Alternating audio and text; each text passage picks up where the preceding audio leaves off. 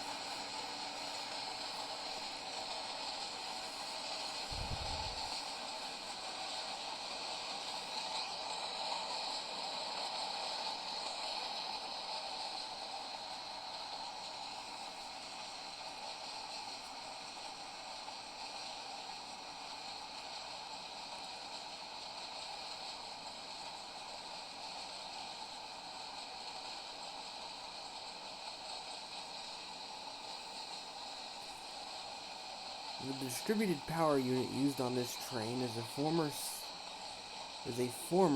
C&W-9 locomotive, one of the very few GE products on the BK&HR.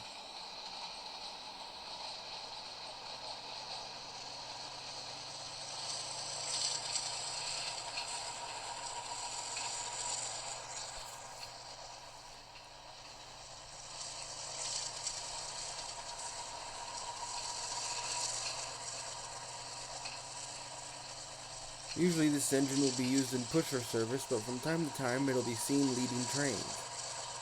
Although rare for a GE locomotive to lead trains, it will happen from time to time. This C-44-9 was built back in 1992 for the Canadian National and Western.